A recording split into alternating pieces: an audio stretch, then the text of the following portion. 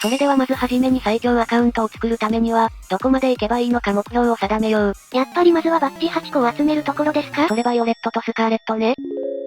やはり最強アカウントというと、高難易度コンテンツの高魔等の上位階級のクリアや、エピック、レリックのレベル100達成とかだろう。こういった最強アカウントを最速で作成する上で一番重要な下準備が、イベントの難易度ルナティックを周回できるようにすることだ。ほう、その心は？何度か解説してきたんだが、東方ロストワードを強くする上で大切なのはキャラクターを増やしつつ、強化素材を増やすこと。しかし東方ロストワードはそのどちらも行いにくいんですよね。特に私も初めからやってみて実感したんだが、未だに東方ロストワードは強化素材が手に入りにくい。多分長く遊ばすためにそうしてるんだろう。そういう悟り発言するからアカウント消えるんだよ。あとレベル上げがめちゃくちゃ厳しいんですよ。他のソシャゲというと、強化素材を使って大成功させれば一発でレベル100とかさせられるけど、東方ロストワードはそれが一切ないじゃないですか。ああ、初心者さんは特にそこが難問だろうな。それも兼ねて、イベントルナティックで周回が最適解。イベント周回は自動モードでぐるぐる回すだけだから楽に高経験値をくれるしな。その上でキャラクターのステータス上昇アイテムの花形や香木がゲットできたり、限界突破素材の片白が、ゲットだぜ。そうすれば必然的に最強アカウントを達成できる。確かにそうなれば、おのずと他のイベントも進めやすくなって、結晶が溜まり、最強アカウントを作れちゃいますね。しかしそこまでの過程が難しいんですよ。皆さん、安心してください。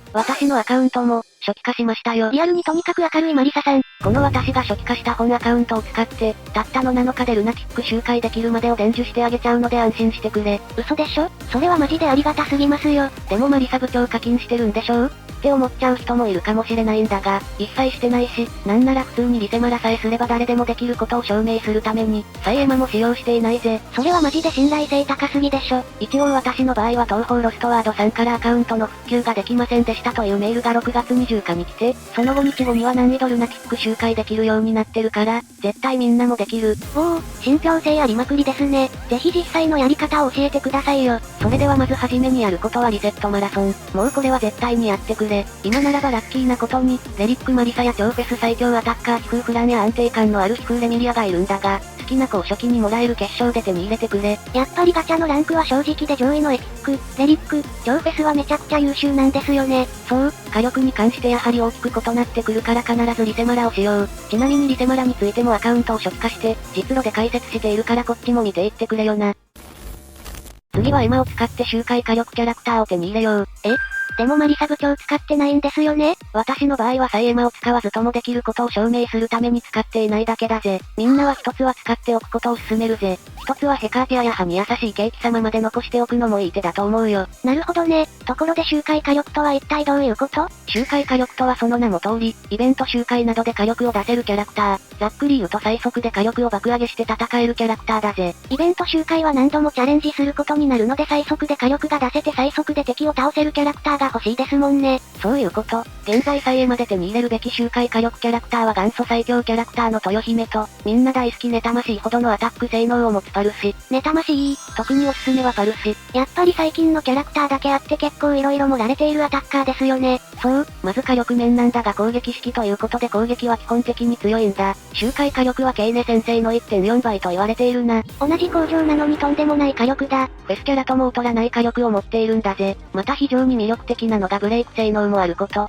すべての攻撃が1ブーストで非属性がつくためブレイクも堅実にできるんだ。またラストワードさえ使えれば、ブーストで凍結結界ブレイクが追加されるんだ。ブレイクができるのは、特にルナティックみたいな高難易度にはでかいですよ。さらに他人を妬むパルシなんだが、サポート性能もあるときた。妬ましいとは言いつつ仲間をサポートするツンデレな感じ好きだわ。能力の嫉妬心を操る程度の能力を見ると、ブースト使用時、味方全体の陰行を1段階アップ 1T。なのでブーストだけで味方全員の陰行1から3段階アップが可能であり、スペル1のデバフ効果で実質味方全体の命中率3から4段階アップ。つまり命中率 60% 前後でも必中にすることが可能。さらにスキル1のデバフ効果で、実質的に味方全体のクリティカル攻撃3段階アップとすることが可能なんだ。工場なのにバフとデバフでのサポートがしっかりとこなせるのはでかいですね。特に能力はブレイクできた時、ここぞで火力を出したい時とかに有能ですよ。またリプレイ王とも相性がいいのが有能だな。このように、サポート、高火力な性能、ブレイク性能もあるから非常におすすめだぜ。もう、パルスさん、妬ましいどころか、めちゃくちゃたくましいですよ。ということで、リセマラと周回火力キャラを手に入れ終わったら、ストーリーを進めよう。ただし、闇雲にストーリーを進めるのではなく、ある目的を達成するところまでやるんだ。それでどこまでやればいいの？それは施設の道場と寺子屋の開放をするところまでだぜ。寺子屋はキャラを配置し、配置されたキャラの育成を補助してくれるシステムですよね。つまりキャラクターのレベル上げを自動的に行ってくれるものだ。飛躍的に上がるわけではないんだが、寝ていても稼働しているからかなり使える。ルナティック周回がいけるようになればそこまでお世話にはならないんだが、初期はかなり必須。あと道場に関しては最近よく語っているんだけど、これも非常に時間のかかる作業。ざっくり言うと、一つのスキルレベルをマックスにするまでに最短で5日がかかるんだよ。またルナティック周回に時に少しでもキャラクターを強くしておきたいところなので、こちらも常に稼働しておきたい。なるほど、キャラクターのレベル上げと強化を楽に進めるためにも、寺子屋と道場の開放を目指すことが重要なんだ。ちなみに寺子屋は141をクリアすると開放される施設ですよ。なので、まずは141をクリアしよう。ここは特にチュートリアルで戦い方を学べばクリアできる。というかフルオートでもクリアできたから安心してくれ。もしも行き詰まったら、次に話をすることを先にやってみてくれ。さてさて、道場と寺子屋の開放が済んだら次にやるべきことはイベントノーマルを進めることだ。ほう、意外なワードが出ましたね。ああ、いきなりルナティックを行けなんて言われても絶対に無理。まずはキャラクターのレベルと、素材を確保しないと挑めないだろう。そこでも最短のルートがイベント周回難易度ノーマルで行うなんだ。実際にやってみると、とりあえず今いるキャラクターでノーマルの進めれるところまで行こう。ちなみに星3でクリアしないと自動操作モードができないから注意してくださいね。星3で行けるところまで行けたら、そこで自動操作モードをオンにしよう。ここでひなみたいにくるくる回ってくれるので、あとは寝ようが勉強しようが勝手にレベル上げと素材が集まるんだ。これは便利機能だから有効活用しないと損ですよ。もちろん再生ボタンも押さなくて OK だぜ。ちなみにできる限りスマホの負担を減らすために Bluetooth とか、明るさを下げておくといいぜ。そうしないとスマホがチルの波にホットになっちゃうからな。氷の妖精のくせにね。そして数十分すればおそらく40から50周ぐらい続けてくれていて、仲間のレベルもかなり上がっているだろう。そうしたら、また少し上のノーマルで同じように星3をクリアして、ぐるぐる回そう。そうなるとやる気がなくなってるはずなのに回してもいいの？そう、仲間のやる気がない状態で回すとキャラクターの好感度が下がるんだ。しかしどちらにせよ、初期状態だから元々がそんなにも好感度が高いわけではないから別に回しても問題ないと思われるぜ。ちょっとかわいそうではあるけど、この方法がかなり効率的だから心を鬼にして、回し続けさせることも重要だ。なるほどね。ただあとレイピーもそこをつきますよね。その場合はどうすればいいの？レイムさん非常にいい質問だ。そのためにイベントで周回しているんだよ。ああ、そういうことか。そう、もしもレイピーがなくなってもイベント周回の累計ポイントや、福引きで引いてレイピーを回復させよう。見てくれたらわかるんだが、私もそこがついている状態にもかかわらず、一度100回福引きをするだけであっという間にレイピーが200も回復するんだ。確かにこれは超絶効率的じゃん。そう、このためにイベントでの周回をするのがベスト。この情報はガチで有料級すぎてやばい。日頃から応援してくれている人たちだけに内緒で教えてあげちゃうぜ。それを続けていって、仲間のレベルがだいたい50ぐらいになれば難易度ハードで周回していくぜ。おお、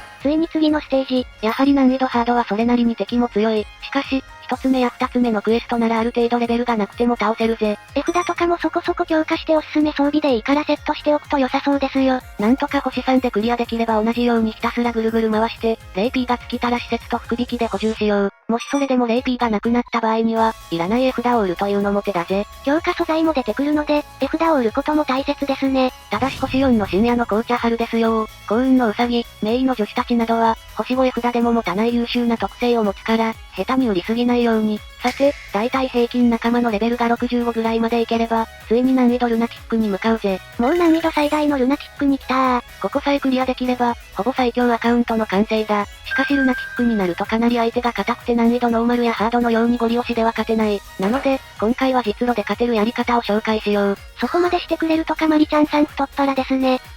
レイム部長も太っ腹だよ。これはただの幸せ太りだ。さて、結論から言うと難易度ルナティックを攻略する上で重要なのが結界ブレイク。この結界ブレイクを行うことで、相手のダメージ量を大幅に上げることができて、かつ相手のターンを奪うことが可能。まず戦闘の基本的な攻め方としては、相手の弱点をついて結界を割るということだぜ。そして必ずグレイズ、つまり仲間に結界を張ってダメージを受けないようにしよう。難易度ルーナティックのキャラクターの火力は通常攻撃でも倒される確率があるのでグレイズは必須ですね。ちなみにグレイズは一つで十分だ。そして相手の結界を破っっていこう。例えば敵にマリサがいるんだが、このマリサの弱点は水属性。だからチルノ、超フェスメルラン、小傘を編成しているぜ。彼女たちは全員水属性の弾幕が含まれているんですよね。基本的にブーストすれば、弾幕に属性がつくことが多いぜ。ただし、相手の結界を全て割った後にブーストを使って火力を出したいので、序盤で使いすぎには注意。相手の結界枚数を見て、ブーストを使う使わないを判断した方が良さそうです。そして相手の結界をブレイクすればブレイク状態になり、フラフラになる演出になるんだ。これで今あるキャラクターの火力をフルに活用しよう。スペルカード全部使っちゃってもいいの？ああ、次の仲間に交代すればいいから、全力で叩いていいぜ。あと周回は基本的に1ウェーブ、つまり一度の戦闘だけを選ぶようにすれば、早く終わるし、全力で挑めるから基本的に1ウェーブを選択しよう。そしてマリサを倒せたら次はレミリアだな。しかしレミリアは水属性の弱点を持っていないので、交代しよう。キャラをチェンジすれば、チェンジ効果で仲間を強化できますしね。そして、私の場合なんだがレミリアの結界ブレイクに有効なのが、覚醒画の戦術ウォールランナー。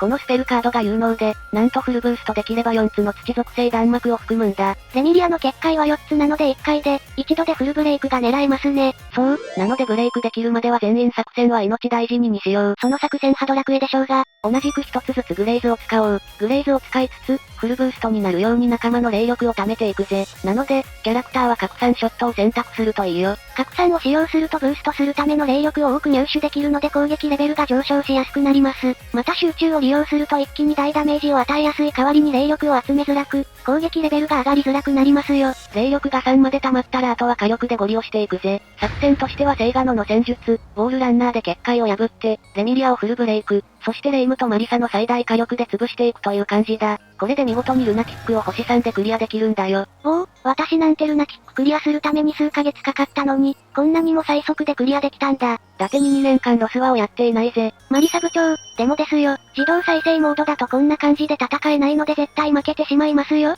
手動でやるとかなり面倒だし。確かにこのままだとわざわざ星3でクリアした意味がない。しかし最近の神アップデでその手間をなくした機能があるんだ。それがリプレイオート機能。この機能はその名前の通り、さっき星3でクリアした戦術をそのまま使って周回してくれるんだ。はということは自動的にまたグレイズとかブーストとかもやってくれるってことか。そういうこと。しかもこのリプレイオートは自動周回モードと一緒に使うことが可能なんだ。これで、誰でも簡単に最速で完全自動で安定的にルナキック周回ができるんだよ。マジで有料級すぎでしょ。正直この情報はお金を取れるレベルなんだが、いつも応援してくれる視聴者さんだけに特別に行使してあげたぜ。ルナキックを周回ができれば、レリック、エピックの限界突破素材も獲得しやすくなるし、福引きを空にするなんて余裕すぎますよ。ああ、それで仲間を強化しつつ結晶も溜まっていって、さらに最強アカウントが作れるからぜひ有効活用してくれ。